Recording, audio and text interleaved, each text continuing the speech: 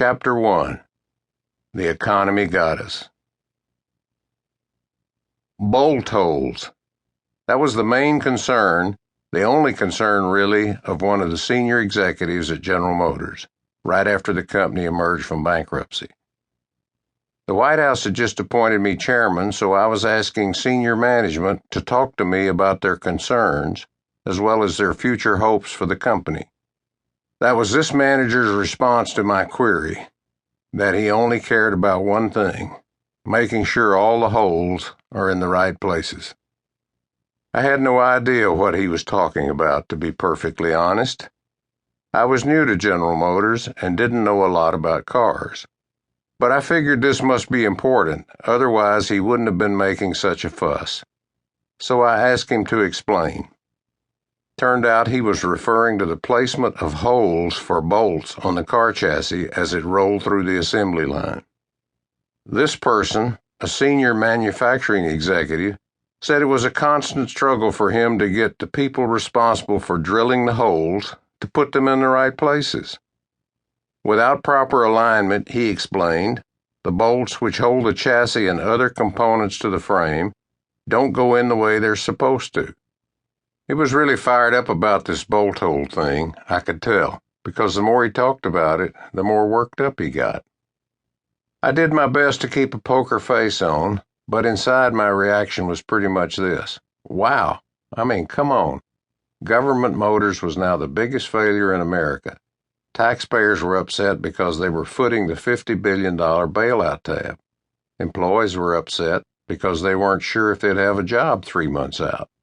The longtime CEO had just been shown the door.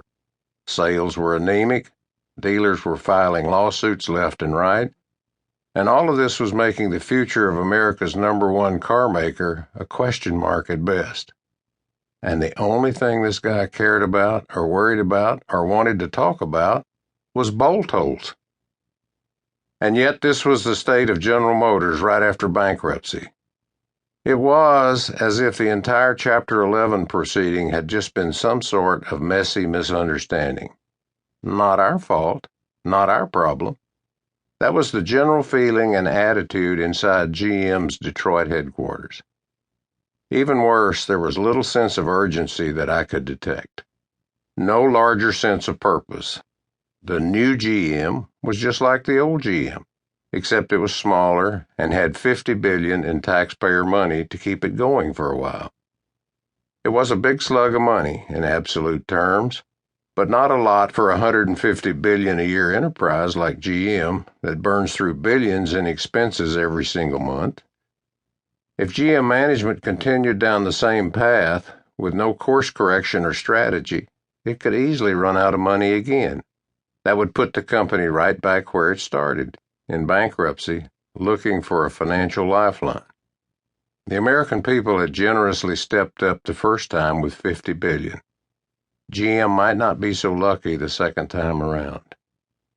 But to hear GM management talk, and I was getting an earful as the new chairman, the collapse wasn't their fault.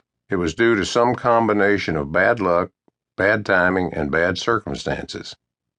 In other words, bad management had nothing to do with it. The economy got us, one executive told me. His comment stayed with me like gum stuck on the bottom of a shoe.